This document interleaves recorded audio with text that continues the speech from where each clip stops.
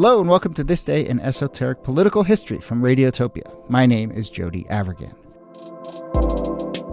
This day, August 30th, 1861, in Missouri, which at this point is basically the western frontier of the United States, John C. Fremont, the commanding officer of the Union military's Western Department, issues a proclamation immediately emancipating the enslaved people of Confederate supporters in that territory. This is, of course, 16 months before the much more famous Emancipation Proclamation issued by President Lincoln. But here we are in the summer of 1861 with Fremont kind of going a little rogue, issuing his own edict, causing a bit of confusion, to say the least. My favorite detail in all of this, President Lincoln himself first learned about this proclamation by reading about it in the newspaper, which I love. So let's talk about Missouri emancipation, the fallout from it, what it says about the western frontier of the Civil War. We were tipped off to this story by a listener in St. Louis who was saying that they were kind of getting into local history and particularly fascinated by that region's role during the Civil War. So thank you for that. But here, as always, to discuss, Nicole Hemmer of Vanderbilt and Kellie Carter-Jackson of Wellesley. Hello there. Hello, Jody. Hey there. Kellie, I wonder if you could just paint a larger picture of maybe Missouri as a kind of western frontier state, but just in general, like we've touched on this a number of times during some conversations about the Civil War. The edge states, the more contested, murkier the states. The border states. Yeah, the border states, and kind of just all these parts of the country. You know, we think of it as so monolithic, South versus North, but gosh, there were all these parts that were just living in a sort of much murkier, more limbo-ish state. Yeah. Yeah, Missouri, Kentucky, Delaware, and Maryland are four states that are pro-union but also pro-slavery. And so we don't talk enough about like what it means to stay with the union but to also maintain your position on slavery as well. And what I think is interesting about Missouri is Missouri was always like in contestation, because if you think about like the battle over Kansas and the battle over Missouri to be free states or slave states, when they become, official states in the union, Missouri becomes a slave state.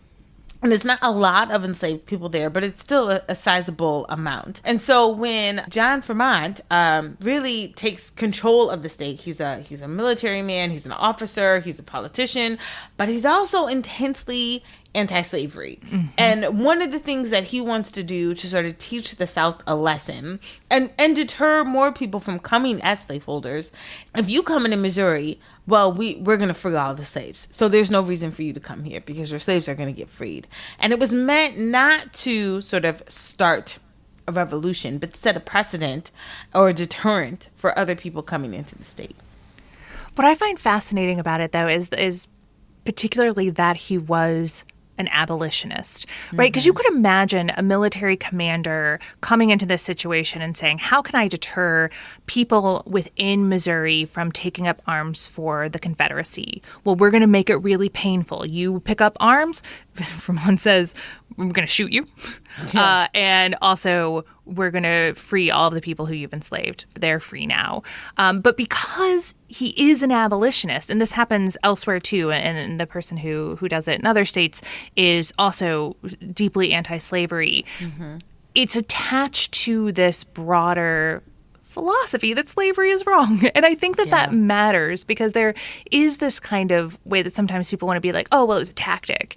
And it often was a tactic. But in this case especially, it is an expression of a belief that slavery is wrong, that it needs to end, and here's an opportunity to seize the opportunity to free some people. But to be clear, he is at least giving himself cover by proclaiming it as a tactic, as part of, look, you put me in charge of preventing insurrection, and this is the best tactic to do that. So at least he's giving himself that cover, but you see a real kind of moral stance at the heart of it. And he can only do this because it's a civil war, right? He could not have done this, in times of peace. People would have been beside themselves, but the war gives him a real opportunity to make these sort of bold decisions. And I do think that in some ways there's perhaps a domino effect. I think other people see what has happened in Missouri and take that upon themselves as a way of thinking about what might be possible throughout the war, but also post-war.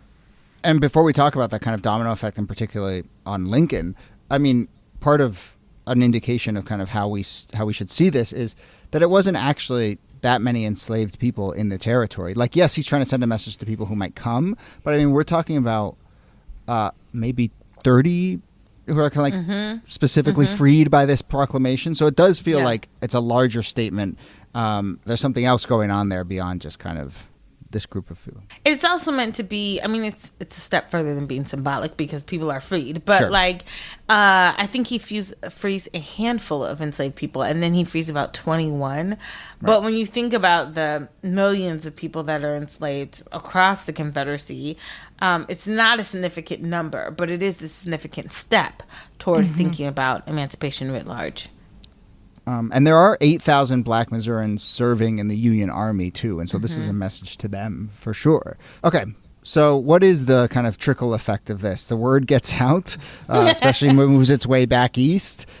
Who hears this word and how do they react?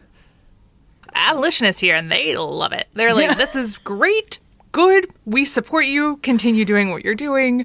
Others, like the governor of Missouri, hears it and he's like, "Wait a second, yeah, I don't think you can do that. You can't do that." And so he is starting to work behind the scenes to try to get Fremont taken out of power. But I think the person who probably matters most in this story is when Lincoln hears it. Yeah, Lincoln. I think people don't realize Lincoln's complicated too. Like he did some things, especially early in the war, that did not make sense to abolitionists or people who were anti-slavery. And that is, he's like, whoa, no, Fremont, can't do this. You can't do this. You need to revoke that law and basically tell everybody that you're not going to free enslaved people. And Fremont sort of bucks back like, are you kidding me? He does not agree at all with Lincoln's tactic, and Lincoln removes him from office. He's basically like, fine then you can't serve.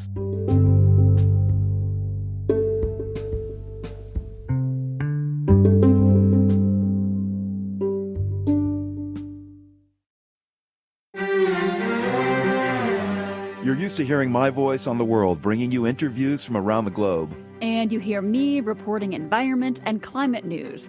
I'm Carolyn Beeler. And I'm Marco Werman. We're now with you hosting the world together. More global journalism with a fresh new sound. Listen to The World on your local public radio station and wherever you find your podcasts.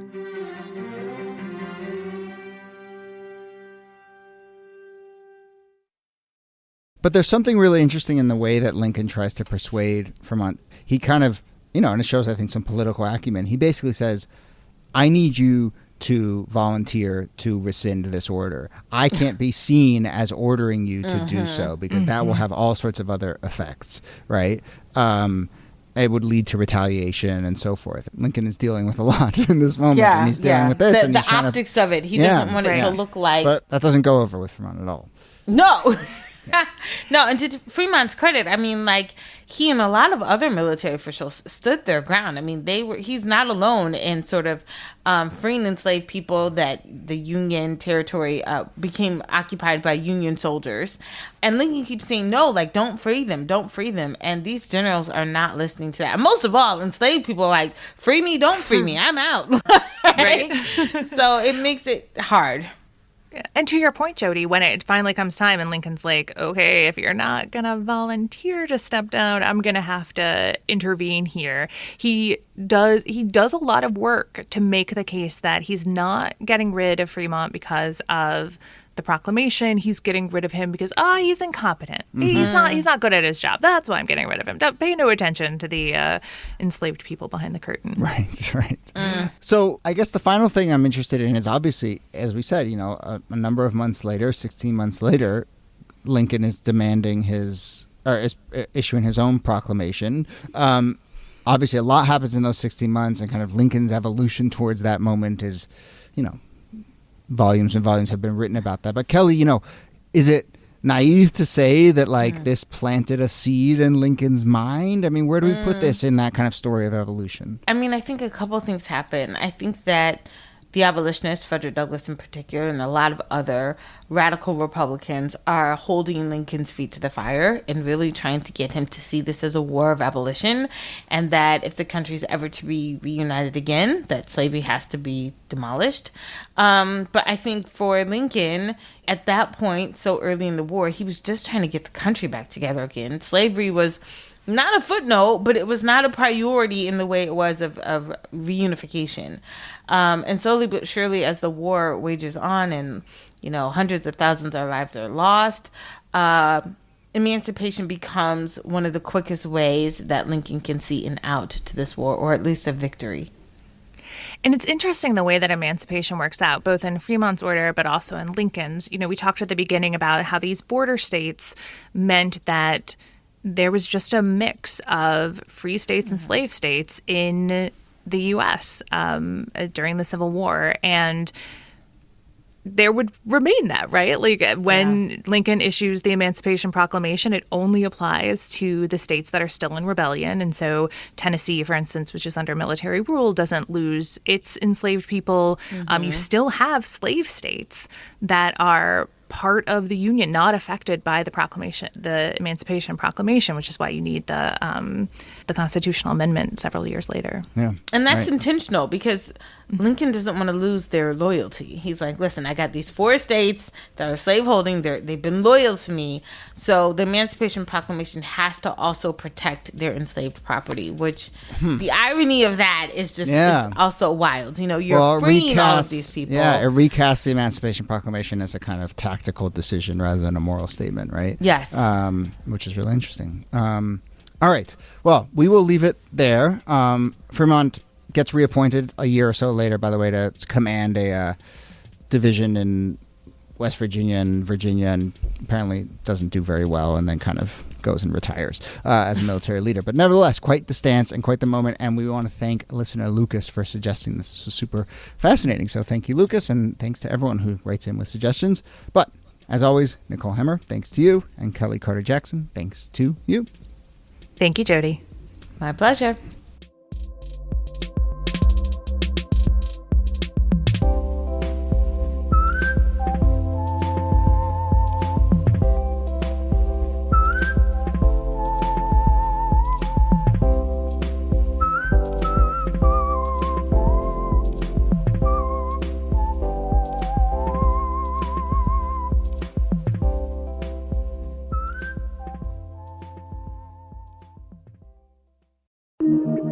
Radiotopia.